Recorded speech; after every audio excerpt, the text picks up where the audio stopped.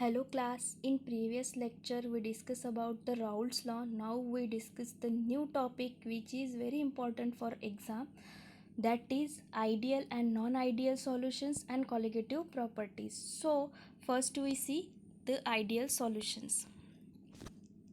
Here some characteristics are given which is apply on any solutions, and these characteristics are follow to the solutions. This solution is known as ideal solutions. So first point is ideal solutions obey Raoult's law over entire range of concentrations.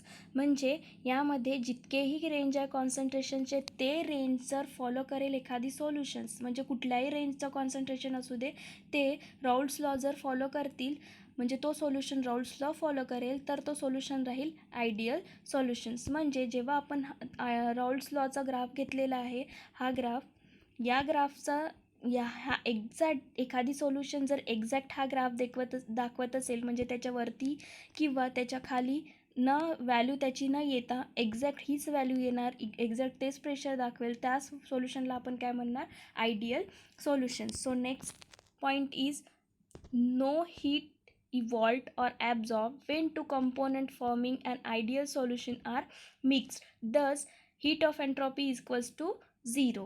म्हणजे यामध्ये काय आहे की जेव्हा suppose आपण ए solvent घेत आहे, बी solute घेत आहे, तेव्हा आपल्याला सॉल्युशन काय मिळत आहे, ए आणि बी मिळत आहे. जर यामध्ये बघा आता आयडियल सोल्युशन आहे, आयडियल सोल्युशनमध्ये काय असतं की heat force of attraction, A आणि एमधलं फोर्स ऑफ अट्रॅक्शन, बी आणि बी एमधलं फोर्स ऑफ अट्रॅक्शन, म्हणजे सॉलिड आणि सॉल्व्हेंटचा फोर्स ऑफ अट्रॅक्शन हे सॉल्युशनच्या फोर्स ऑफ अट्रॅक्शनशी इक्वल असतं, म्हणजे तिघांचंही फोर्स ऑफ अट्रॅक्शन सेम असतं. त्यामुळे जेव्हा आपल्याला हीट अप्लाय करायची असते, या दोघांचा बॉन्ड ब्रेक करायचा आहे आपल्याला, हा बॉन्ड ब्रेक करत आहोत आपण, ए आणि एमधला बॉन्ड ब्रेक करत आहोत, बी आणि बीमधला बॉन्ड ब्रेक करत आहोत. तर बॉन्ड ब्रेक करायला आपल्याला एनर्जी प्रोव्हाइड करावी लागते आणि बॉन्ड फॉर्म करायसाठी काय होते की एनर्जी रिलीज होते. तर जेव्हा आपल्याला ए आणि एमध्ये फोर्स ऑफ अट्रॅक्शन हे जितकंही असेल त्याला आपल्याला बॉन्ड फोर्स ऑफ अट्रॅक्शन कमी करायचं आहे, म्हणजे बॉन्ड ब्रेक करायचं आहे, तर त्याला आपण सपोज 10 जूल एनर्जी प्रोव्हाइड केली आहे.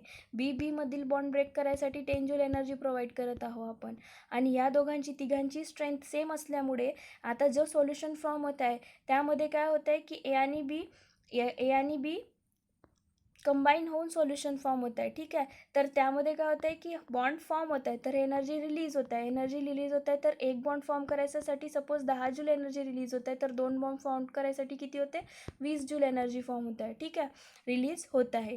तर जेव्हा आपण ह्याला एनर्जी प्रोव्हाइड करत आहोत, तर 20 जूल एनर्जी जर प्रोव्हाइड केली बॉन्ड ब्रेक करायसाठी, आणि रिलीज किती होत आहे, -20 जूल, सो इक्वल्स टू काय होत आहे, 0. म्हणजे चेंज इन एन्थॅल्पी काय, चेंज इन एंथैल्पी क्या होता है, 0 होता है.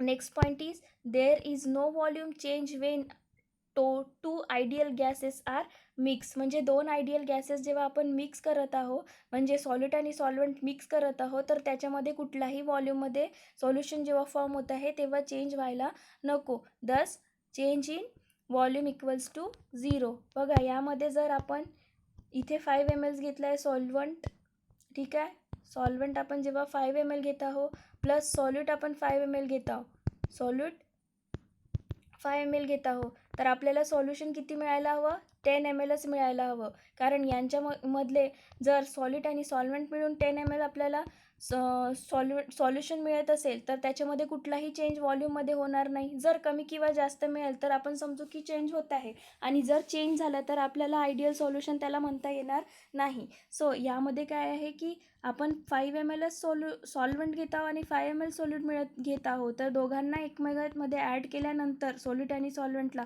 सोल्युशन आपल्याला 10 ml मिळत आहे. म्हणजे वॉल्यूममध्ये कुठलाही चेंज होत नाही आहे, म्हणून change in volume equals to काय होतं आहे, 0 येत आहे. नेक्स्ट पॉईंट आहे interaction between solute solvent, solvent molecular are comparable. ठीक आहे, याला आपण असं लिहू शकतो, सॉल्यूट सॉल्व्हेंट म्हणजे ए बी इंटरॅक्शन, सॉल्यूट म्हणजे बी बी इंटरॅक्शन, अँड सॉल्व्हेंट म्हणजे ए इंटरॅक्शन. तर ह्या तिघांचे जे फोर्स ऑफ अट्रॅक्शन राहणार आहे किंवा यांच्यामधले जे इंटरॅक्शन्स राहणार आहे हे कंपॅरेबल इंटरॅक्शन्स राहणार आहे. Next point is the the vapour pressure of ideal solution always lies between vapour pressure of pure component. याच्यामध्ये काय म्हणतं आहे की आयडियल सोल्युशनचं वेपर प्रेशर जे आहे ते नेहमी वेपर प्रेशर जो प्युअर कंपोनंट आहे त्याच्या मधातच राहणार आहे, त्याच्यापेक्षा जास्त किंवा त्याच्यापेक्षा कमी राहणार नाही. The example of ideal solution are uncommon and solutions such as benzene and toluene behave nearly ideal. याच्यामध्ये बघा आयडियल सोल्युशन हे कधीही म्हणजे एक्झॅक्ट असेल किंवा नाही हे आपण सांगू शकणार नाही, म्हणजे एक्झॅक्ट प्रॉपर आयडियल सोल्युशन आपल्याला मिळणार नाही. पण जर एखाद्या कॉन्सन्ट्रेटेड सोल्युशनला आपण डायल्यूट करत जाऊ तर तो बिहेव करणार आयडियल सोल्युशन्सला. तर त्याचं एक्झाम्पल आहे बेन्झिन आणि टोलूनचं जे सोल्युशन बनेल ते सोल्युशन राहणार आपलं आयडियल सोल्युशनचं. So next topic is non ideal solution. Ideal solution आणि नॉन आयडियल सोल्युशन हे टोटली एक दोघांचे अपोजिट आहे. ठीक आहे. So definition of non ideal solutions ही first point is this solutions म्हणजे जो सोल्युशन्स आपल्याला आयडियल सोल्युशनच्या अपोजिट राहणार आहे तो सोल्युशन्स म्हणजे नॉन आयडियल सोल्युशन होणार आहे. So first point is this solution does not obey Raoult's law over entire range of concentration. म्हणजे कुठल्याही एखाद्या कॉन्सन्ट्रेशनचं आपण जेव्हा सोल्युशन घेत आहोत तो सोल्युशन जर राऊल्स लॉला ओबे नाही करत असेल, म्हणजे राऊल्स लॉला फॉलो नसेल करत, तर तो सोल्युशन जाणार नॉन आयडियलमध्ये. म्हणजे आता जर राऊल्स लॉला फॉलो नाही करताय म्हणजे जर एखादी pressure observe pressure suppose observe pressure equals to theoretical pressure असेल, हे थेरॉटिकल प्रेशर हे observe pressure equals to theoretical pressure हे आयडियल सोल्युशनसाठी असेल, पण नॉन आयडियल सोल्युशनसाठी काय राहणार आहे, हे इक्वल्स टूमध्ये नाही राहणार आहे.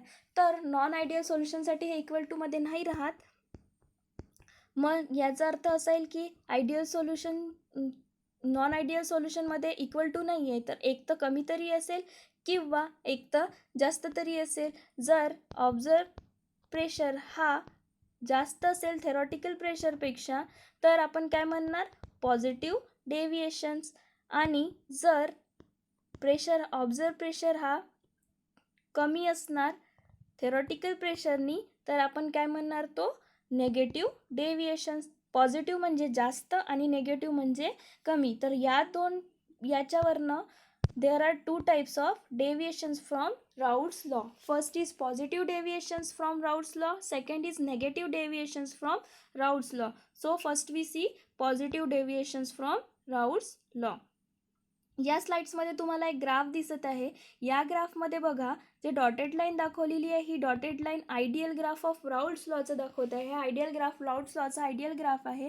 पण यामध्ये जे डार्क याच्यामध्ये ब्लॅक लाईन दाखवलेली आहे म्हणजे वरचा कर्व जो दाखवत आहे डॉटेड लाईनच्या तो वरचा कर्व इंडिकेट करते की पॉझिटिव्ह लाईन्स. म्हणजे याच्यामध्ये जे राऊल्ट्स लॉची जी व्हॅल्यू आहे, राऊल्ट्स लॉच्या प्रेशरची जी व्हॅल्यू आहे ती जास्त दाखवत आहे. जास्त दाखवत असल्यामुळे जो कर्व दिसत आहे हा जास्त वरती कर्व आहे. हा वरती कर्व म्हणजे पॉझिटिव्ह लाईन इंडिकेट करत आहे. सो यामध्ये फर्स्ट पॉईंट आहे solute solvent intermolecular attraction are weaker than the solute solvent. ठीक आहे. यामध्ये काय म्हणताय की सॉल्यूट आणि सॉल्व्हेंटचं म्हणजे सॉल्यूट आणि सॉल्व्हेंट मीन्स सॉल्युशन जे बनत आहे यांच्यामधलं जे फोर्स ऑफ अट्रॅक्शन आहे हे फोर्स ऑफ अट्रॅक्शन काय आहे, वीकर आहे.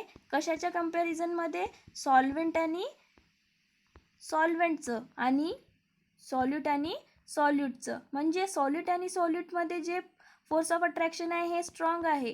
ठीक आहे. आणि सॉल्व्हेंटचंही फोर्स ऑफ अट्रॅक्शन काय आहे, स्ट्रॉंग आहे. पण जे सॉल्युशन फॉर्म होत आहे यामध्ये जे सॉल्युशनमध्ये सॉल्यूट आणि सॉल्व्हेंट आहे यांचं जे फोर्स ऑफ अट्रॅक्शन आहे हे वीक आहे.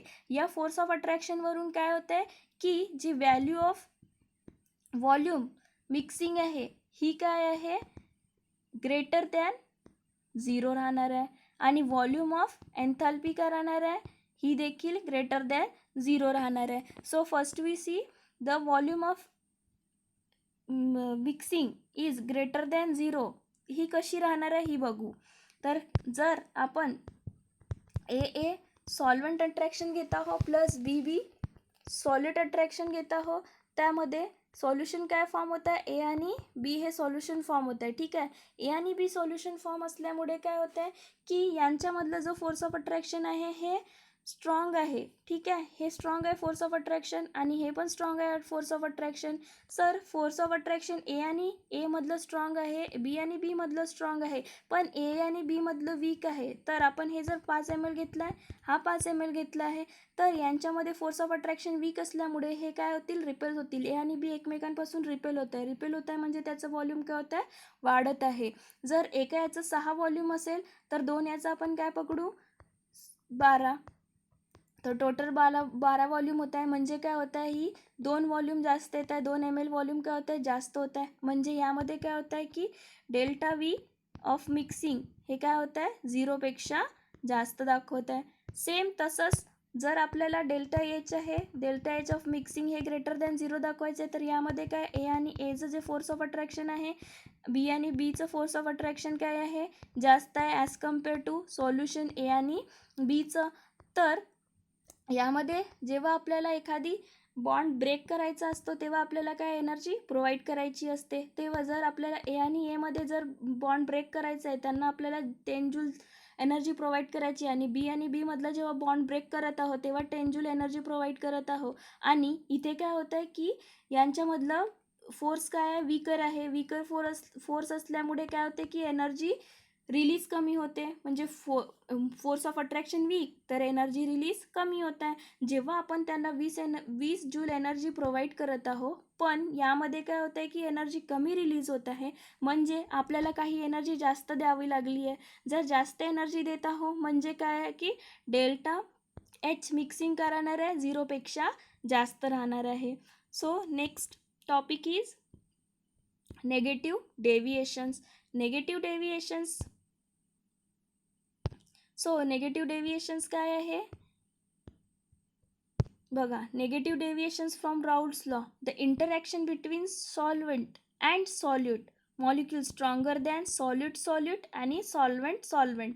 म्हणजे यामध्ये जे पॉझिटिव्ह इंटरॅक्शन आहे, पॉझिटिव्ह डेव्हिएशनमध्ये काय होतं की सॉल्व्हेंटचं जे होतं ते जास्त विकर होतं आणि यामध्ये काय आहे की सॉल्व्हेंट आणि सॉल्यूटचं इंटरॅक्शन काय आहे, स्ट्रॉंगर आहे. तर सॉलिड आणि सॉल्व्हेंटचं इंटरॅक्शन स्ट्रॉंगर असल्यामुळे याच्यामध्ये जे व्हॅल्यू येत आहे पॉझिटिव्ह, नेगेटिव्ह व्हॅल्यू येणार आहे फोर्स ऑफ अट्रॅक्शनची. म्हणजे व्हॉल्यूम ऑफ मिक्सिंग हे काय राहणार आहे, कमी राहणार आहे 0पेक्षा. आणि व्हॉल्यूम ऑफ एच मीन्स एन्थॅल्पी हे पण काय राहणार आहे, कमी राहणार आहे. यामध्ये बघा ग्राफ दाखवलेला आहे. या ग्राफमध्ये काय आहे की जी आपला आयडियल जो ग्राफ आहे, आपल्याकडे जो आयडियल ग्राफ आहे राऊल्स लॉचा आयडियल ग्राफपेक्षा याच्यामध्ये व्हॅल्यू काय आहे, ही खालच्या साईडनी स्लोप आलेला आहे. याचा जो आयडियल ग्राफ आहे त्याच्यापेक्षा खालच्या स्लाईडनी स्लोप आलेला आहे. या खालच्या स्लाईडनी स्लोप आल्यामुळे ती व्हॅल्यू काय असते, नेगेटिव्ह असते. ठीक आहे, म्हणजे की ते व्हॅल्यू कमी होत आहे त्याच्यामध्ये. म्हणून हा राऊल्स जो लॉ दाखवत आहे तो का राहणार आहे, निगेटिव्ह डेव्हिएशनचा राहणार आहे. यामध्ये आपण म्हणत होतो की डेल व्ही जी आहे म्हणजे चेंज इन व्हॉल्यूम का राहणार आहे, ग्रेटर दॅन लेस दॅन 0 राहणार आहे. लेस दॅन 0 राहणार आहे कसं, तर यामध्ये काय होतं आहे की जेव्हा ए आणि एमध्ये फोर्स ऑफ अट्रॅक्शन काय राहणार आहे बघा. इथे काय म्हणत आहे की इंटरॅक्शन बिटवीन सॉल्यूट अँड सॉल्व्हेंटमध्ये स्ट्रॉंगर आहे. सॉल्यूट आणि सॉल्व्हेंटमध्ये काय होणार आहे, ते वीक होणार आहे. सॉल्यूट आणि सॉल्व्हेंटमध्ये काय होणार आहे, वीक होणार आहे. आणि सॉल्यूट आणि सॉल्व्हेंटमध्ये काय होणार आहे, स्ट्रॉंग होणार आहे. ठीक आहे, तर यामध्ये काय आहे की जेव्हा आपण सॉल्युशन घेत आहोत 5 ml, जेव्हा आपण सॉल्यूट 5 ml घेत आहोत, सॉल्व्हेंट 5 ml घेत आहोत, तर आपल्याला सोल्युशन काय मिळायला पाहिजे होता, 10 ml. पण तसं नाही होणार आहे. यामध्ये काय आहे की यांच्यामध्ये स्ट्रॉंग अट्रॅक्शन असल्यामुळे, फोर्स ऑफ अट्रॅक्शन स्ट्रॉंग असल्यामुळे हे मॉलिक्युल्स काय होईल, जवळ येतील आणि त्यामुळे काय होणार, यांची जे व्हॉल्यूम आहे ते कमी होईल. व्हॉल्यूम कमी होईल म्हणजे less than 0. The change in volume is less than 0 होणार. सेम तसंच जर आपल्याला चेंज इन एन्थॅल्पी बघायचं आहे, ते पण लेस दॅन 0 दाखवत आहे. तर यामध्ये काय होतं आहे की force of attraction between A and A molecule आणि बी मॉलिक्यूल हा कमी राहणार आहे ॲज कम्पेअर टू ए आणि बी मॉलिक्यूल. ठीक आहे, ए आणि बी सॉल्युशनमध्ये स्ट्रॉंग जास्त स्ट्रॉंग राहणार आहे फोर्स ऑफ अट्रॅक्शन. जर फोर्स ऑफ अट्रॅक्शन स्ट्रॉंग तर एनर्जी रिलीज किती होणार आहे, जास्त प्रमाणात एनर्जी रिलीज होणार आहे. आणि फोर्स ऑफ अट्रॅक्शन जेव्हा कमी राहतो तेव्हा आपल्याला बॉन्ड ब्रेक करायसाठी कमी एनर्जी लागत आहे. सपोज आपल्याला एनर्जी 10 जूल लागत आहे दोघांचं बॉन्ड ब्रेक करायसाठी, ए मधला बॉन्ड ब्रेक करायसाठी आणि बी मधला बॉन्ड ब्रेक करायसाठी 10 जूल एनर्जी लागत आहे. आणि यामध्ये काय, ए आणि बी मध्ये फोर्स ऑफ अट्रॅक्शन स्ट्रॉंग असल्यामुळे ते काय होते, अट्रॅक्ट होत आहे. स्ट्रॉंग असल्यामुळे अट्रॅक्ट होण्यामध्ये त्यांना बॉन्ड फॉर्म करायसाठी कमी टाईम लागत आहे, म्हणजे एनर्जी कमी रिलीज होत आहे. एनर्जी कमी रिलीज होत आहे तर या म्हणजे काय होईल की एनर्जी कमी रिलीज झाली तर आपल्याला काय मिळणार, हीट ऑफ एन्थॅल्पी चेंज ही 0पेक्षा कमी मिळेल. ठीक आहे. So next topic is colligative property of non-electrolyte solutions. So definition of colligative property is the physical property of solutions that depend on the number of solid particles in solutions and not or their nature are called as colligative property. यामध्ये काय म्हणत आहे की जो physical property आहे सोल्युशनची ही depend करणार आहे. Physical property of सोल्युशनची कशावर डिपेंड करतील की सॉल्यूटचे पार्टिकल्स आपण किती ॲड करतो सोल्युशनमध्ये. ठीक आहे, सॉल्यूटचे पार्टिकल्स किती ॲड करतो सोल्युशनमध्ये याच्यावरती, म्हणजे सॉल्व्हेंटमध्ये आपण किती सारे पार्टिकल्स किती ॲड करू शकतो किंवा किती ॲड करत आहो याच्यावरती जे डिपेंड करणार आहे त्याला आपण काय म्हणणार, कॉलिगेटिव्ह प्रॉपर्टी. यामध्ये सॉल्यूटचं नेचरवरती डिपेंड नाही राहणार पण सॉल्व्हेंटच्या नेचरवरती डिपेंड राहू शकते, कारण आपण जे सॉल्व्हेंट यूज करत आहो वोलाटाईल आणि नॉन वोलाटाईल दोनही सॉल्व्हेंट यूज करू शकतो. म्हणून नेचर ऑफ सॉल्व्हेंट वरती कॉलिगेटिव्ह प्रॉपर्टी डिपेंड करते. There are four types of colligative property. First in vapor pressure lowering, second one boiling point elevation, third is freezing point depression and fourth one is osmotic pressure. तर याच्यावरती या चारही ह्या ज्या colligative properties आहे या खूप इम्पॉर्टंट आहे. ह्या तुम्हाला एक्झाममध्ये विचारणारच, कोणत्याही एका याच्यावरती एक्झामवरती विचारते. So first we see vapour pressure lowering. The definition of vapor pressure lowering is, it is the phenomena of decreasing vapor pressure of solvent on adding of a non-volatile solute in it is called as vapor pressure lowering. म्हणजे यामध्ये बघा आपण पहिले घेतलेलं होतं non volatile solute, तो close कंटेनरमध्ये ठेवलेलं होतं. त्याच्या सरफेसवरती बघा फक्त सॉल्यूटचेच पार्टिकल्स होते आणि इथे वोलाटाईल असल्यामुळे याच्यामध्ये गॅसियस फॉर्म पण असतं आणि लिक्विड फॉर्म पण असतं. तर याच्यामध्ये वेपर प्रेशर्स फॉर्म झालेले होते जास्त प्रमाणामध्ये. पण जेव्हा आपण त्याच्यामध्ये नॉन वोलाटाईल सोल्यूट ॲड करत आहोत, याच्यामध्ये जेव्हा आपण नॉन वोलाटाईल सोल्यूट ॲड केलं, नॉन वोलाटाईल सोल्यूट ॲड केल्यानंतर याच्यामध्ये सरफेसवरती सोल्युशनच्या सरफेसवरती काय राहणार आहे, एकतर लिक्विडचे म्हणजे सॉल्व्हेंट वोलाटाईल सॉल्व्हेंटचे सरफेसवरती पार्टिकल राहील आणि सॉल्यूटचे देखील राहील. तर त्यामुळे याच्यामध्ये वेपर प्रेशर काय होईल, कमी फॉर्म होईल. हेच जे कमी फॉर्मेशनचं वेपर प्रेशर जे कमी फॉर्म होत आहे त्याला आपण काय म्हणणार, वेपर प्रेशर लोअरिंग. आपण जेव्हा एखाद्या सॉल्व्हेंटमध्ये वोलाटाईल सॉल्व्हेंटमध्ये सॉल्यूट ॲड केल्यानंतर ऑब्वियसली वेपर प्रेशर कमी होईल. सॉल्यूट ॲड केल्यानंतर वेपर प्रेशर जे कमी होत आहे ते कमी झालेल्या वेपर प्रेशरला आपण काय म्हणणार, vapour pressure lowering. If P01 is the vapor pressure of pure solvent and P1 is the vapor pressure of solvent, so the P1 is less than P01. ठीक आहे, हे कसं झालेलं आहे, म्हणजे वोलाटाईल सॉल्यूटचं वेपर प्रेशर कसे जास्तच राहणार आहे, पण सॉल्यूटचं जेव्हा ॲड करतो तेव्हा वेपर प्रेशर काय होणार आहे, कमी होणार आहे. म्हणून P01 is less than P01. ठीक आहे, P1 is less than P01. मग यांचा आता आपल्याला बघायचं आहे की वेपर प्रेशर लोअरिंग म्हणत आहे. वेपर प्रेशर लोअरिंग म्हणजे पहिले जे सॉल्यूटचं सॉल्व्हेंटचं नॉन वोलाटाईल सॉल्व्हेंटचं वेपर प्रेशर होतं पण सॉल्यूट ॲड केल्यानंतर कमी झालं म्हणजे डिफरन्स आला आणि आपण डिफरन्सला नेहमी डेल पीने लिहितो. आता इथं प्रेशर म्हणता येतं म्हणून पी म्हणत आहो. तर डेल पी इक्वल्स टू काय होतं आहे, P01 मायनस P1. हे जे इक्वेशन दाखवत आहे हे इक्वेशन आहे लोअरिंग वेपर प्रेशरचं. ठीक आहे, म्हणजे एखाद्या सोल्यूट ॲड केल्यानंतर प्रेशर कमी होतो म्हणून त्याला म्हणत आहो vapour pressure lowering. So next term is Raoult's law of solution of non volatile solute.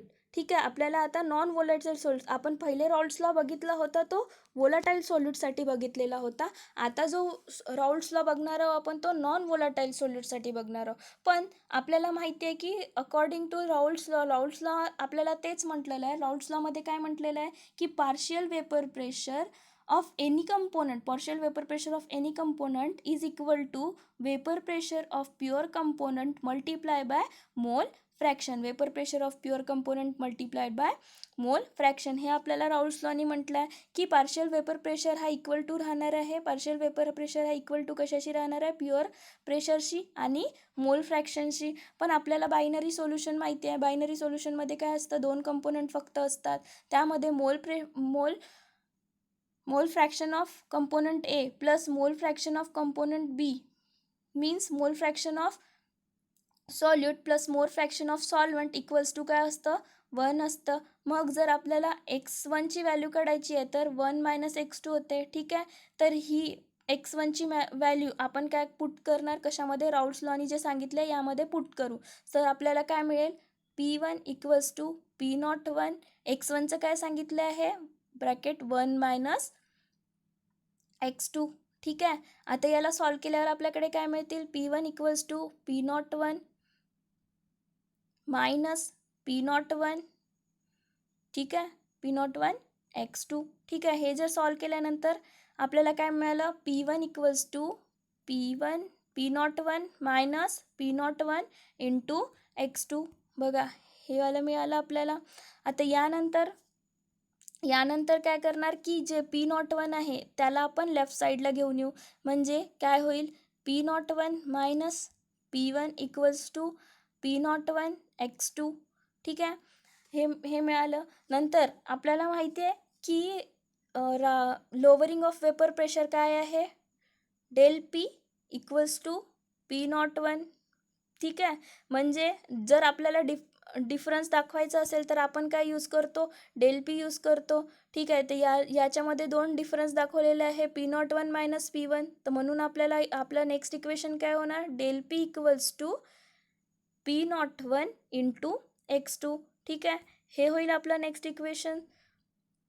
त्यावरनं आपल्याला काय म्हणत आहे की याच्यामध्ये जे दाखवलेलं आहे del P equals to P01 x2 हा जो आहे हा आपला होणार लोवरिंग ऑफ वेपर प्रेशर. ठीक आहे, हे प्रूफ झालं. जे आता आपण पहिले डेफिनेशनवरून म्हणत होतो की लोवरिंग ऑफ वेपर प्रेशर म्हणजे del P equals to P01 and x2, हे आपण मॅथमॅटिकली पण प्रूफ केलेलं आहे. आता next topic is relative lowering of vapour pressure. आता आपण काय बघणार? Relative lowering of vapour pressure म्हणजे रिलेटिव्ह काय करणार आहे? रिलेटेड काय करणार आहोत आपण की पहिले जो वेपर प्रेशर होता तो कितीने कमी झाला आहे किंवा किती रिलेटेडने कमी झालेला आहे हे बघणं म्हणजे relative lowering of vapour pressure. म्हणजे आपण फर्स्ट व्होलाटाईल सॉल्वंटमध्ये जेव्हा सॉल्यूट ॲड केलं आहे तेव्हा आपला वेपर प्रेशर कमी झालेलं होतं. तर ते कितीने कमी झालं, कसं कमी झालं हे बघणं म्हणजे relative lowering of vapour pressure. So definition of relative lowering of vapour pressure is the ratio of vapour pressure lowering of solvent divided by the vapor pressure of pure solvent is called as relative lowering vapour pressure. म्हणजे vapour pressure of lowering of सॉल्वंटचा जो lowering जो solvent होता आपला त्याचा जो vapour pressure आहे हे प्युअर वेपर प्रेशरपेक्षा कितीने कमी झालं, प्युअर वेपर प्रेशरपेक्षा कितीने कमी झालं किंवा त्याच्यामधलं रेशो काय आहे याला आपण काय म्हणणार? Relative lowering of vapour pressure. म्हणजे आपण त्याच्यामध्ये रिलेट करत आहोत, रेशो करत आहोत वेपर प्रेशरचा, म्हणून त्याला काय म्हटलं आहे? Relative lowering of vapour pressure. हा खूप इम्पॉर्टंट टर्म आहे. ही तुम्हाला 3 ते 4 मार्कासाठी एक्झाममध्ये इतकंच विचारणार हमखास, डेफिनेशन आणि equations. Thus del P divided by P01 equals to del P1 minus P1 divided by P1. ठीक आहे, म्हणजे डेल पी याच्यामध्ये डिवायडेड बाय हा जो रेशो आहे हा रेशो आपला कशाला आहे? लोवरिंग ऑफ वेपर प्रेशरचा आहे. आणि यामध्ये P01 मायनस P1 म्हणजे del P divided by P01 equals to P01 minus P1 divided by P01. हे आपल्याला माहिती आहे. पण वी नो दॅट की वेपर प्रेशर किती आहे, लोअरिंग ऑफ वेपर प्रेशरचं इक्वेशन काय आहे, del P equals to P01 x2. ठीक आहे, आत्ताच आपण प्रूफ केलेलं आहे. सो मग आपल्याला डेल पीची व्हॅल्यू काय पुट करू आपण, ही व्हॅल्यू डेल पीमध्ये पुट करणार. सो आपल्याला इक्वेशन काय मिळणार, P01 x2 divided by P01 मिळणार इक्वल्स टू बाकी term as it is P01 minus P1 divided by P01. ठीक आहे, तर यामध्ये P01 wait gain cancel. So next term आपल्याला काय मिळणार, x2 equals to P01 minus P1 आणि P01 डिवायडेड बाय P01. हा जो इक्वेशन आहे, हा इक्वेशन राहणार आपला रिलेटिव्ह लोअरिंग ऑफ वेपर प्रेशरचा.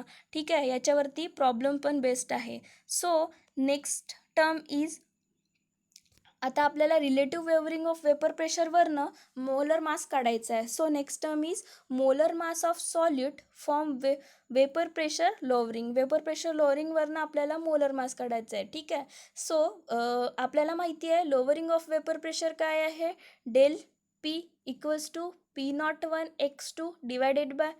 ठीक आहे, हा जो इक्वेशन आहे, हा इक्वेशन कशाचा आहे, लोअरिंग ऑफ वेपर प्रेशर. पण यालाच आपण कसं लिहू शकतो, x2 equals to del P divided by P01. ठीक आहे, कसं, लोअरिंग ऑफ वेपर प्रेशरचं इक्वेशन काय आहे, del P equals to P01 x2. पण त्यालाच आपण x2च्या टर्ममध्ये लिहायचं असेल तर कसं लिहिणार, del P divided by P01. ठीक आहे, now we know the mole fractions. Mole fraction म्हणजे आपल्याला माहिती आहे की number of solute divided by number of solute plus number of solvent. म्हणजे जर आपल्याला सॉल्यूटचं काढायचं असेल तर काय असेल, x2 आहे, हे सॉल्यूटचंच आहे म्हणून x2. आपल्याला जर मोल फ्रॅक्शन x2चं काढायचं असेल तर काय होईल, N2 number of moles of solute divided by number of moles of solvent plus number of moles of solute. ठीक आहे, N2 काय, number of moles of solute आणि N1 number of moles of solvent. आणि आपल्याला जर number of moles काढायचे असतील तर काय राहील, weight divided by molecular weight. ठीक आहे, weight divided by molecular weight. तर आपल्याला माहिती आहे S2 म्हणजे आपण आत्ताच लिहिले आहे की मोल फ्रॅक्शन काढायचं आहे तर number of moles of N2 divided by number of moles of solute plus number of moles of solvent आहे. ठीक आहे, हिअर आता बघा आपल्याकडे माहिती आहे आपल्याला की सॉल्यूटची जी व्हॅल्यू आहे ती सॉल्यूट हा कमी राहणार सॉल्व्हेंटच्या कंपॅरिझनमध्ये. ठीक आहे, सॉल्व्हेंट जास्त राहणार म्हणजे सॉल्यूट काय होईल, निग्लिजिबल होईल. याच्यामध्ये सॉल्यूट काय होईल, निग्लिजिबल होईल की म्हणजे आपण ॲड करत आहोत जेव्हा सॉल्युशन करत आहोत, सॉल्युशनमध्ये जेव्हा आपण शुगरचे सोल्युशन बनवलं आहे, शुगरच्या सोल्युशनमध्ये वॉटर काय राहणार, सॉल्व्हेंट राहणार, त्याची क्वांटिटी जास्त राहणार. पण शुगर सॉल्यूट आहे तर सॉल्यूट कमी राहणार. तसंच म्हणजे N1 हे जास्त राहील N2पेक्षा, म्हणून काय होणार की N2 काय होईल, निग्लिजिबल होणार. म्हणून आपल्याकडे असं भेटणार आपल्याला की x2 equals to N2 divided by N1. यामध्ये N2 काय झालं आहे, निग्लिजिबल झाला आहे, कारण की आपल्याला माहिती आहे सोल्यूट हा कमी असतो कंपॅरिझनमध्ये सॉल्व्हेंटच्या. म्हणून आपल्याला नेक्स्ट इक्वेशन काय मिळालं, x2 equals to N2 divided by N1. पण आपल्याला x2 माहिती आहे, इथे आपण दाखवलेला आहे x2 म्हणजे काय आहे, del P divided by P01. So x2ची व्हॅल्यू आपण नेक्स्ट इक्वेशनमध्ये पुट करणार तर आपल्याला काय मिळणार, del P divided by P01 equals to N2 divided by N1.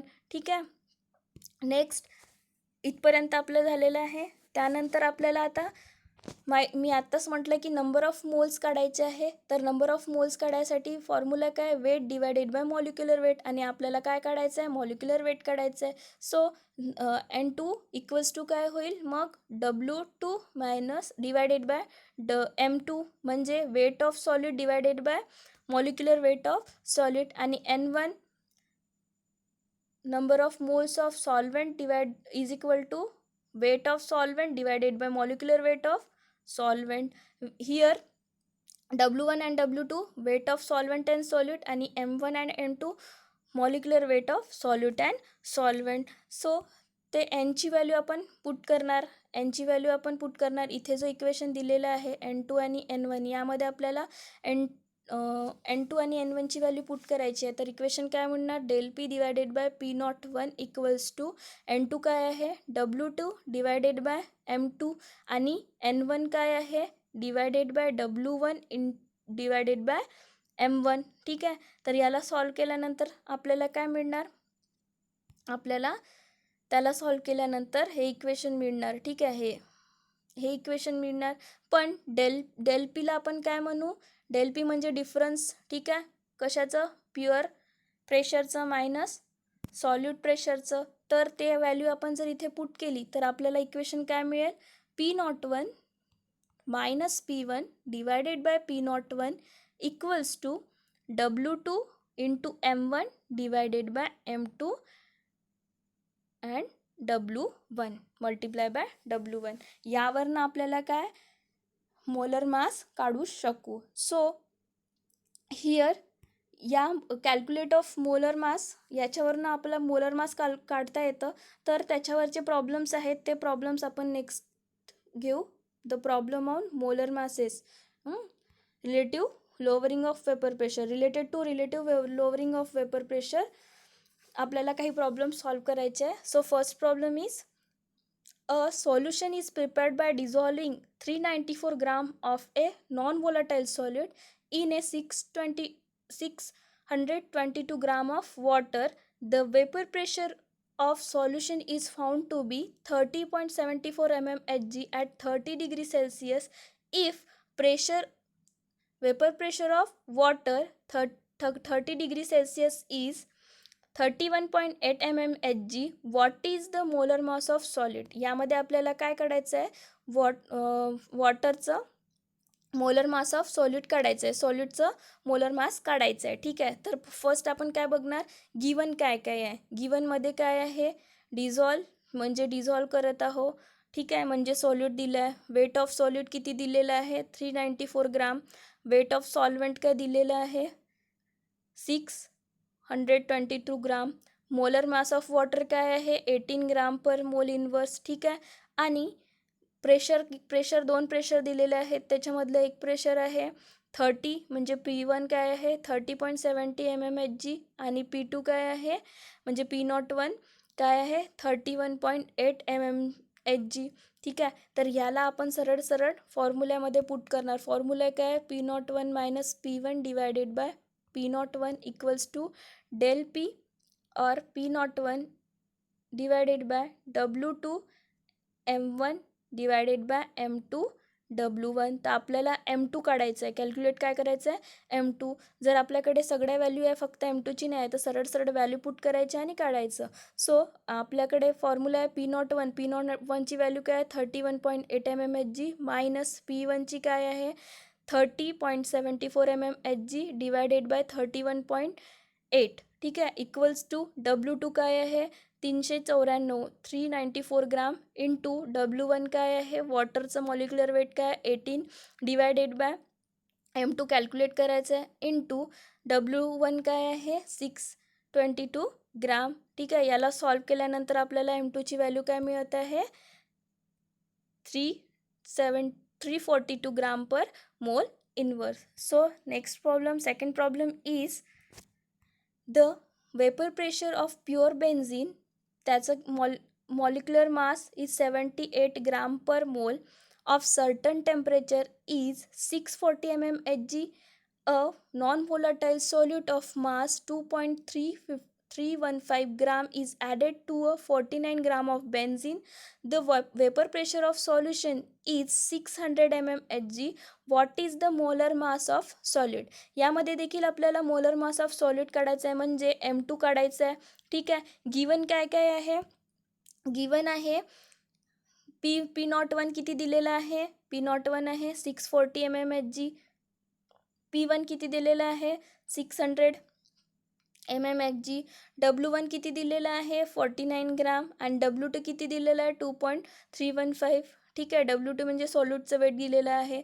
आता आपल्याला काय काढायचं आहे M2 काढायचं आहे. M1 किती दिलेला आहे, मोलर मास ऑफ बेन्झीन किती आहे 78 ग्राम पर मोल. ठीक आहे, आता व्हॅल्यू पुट करायचे आणि सॉल्व करायचं.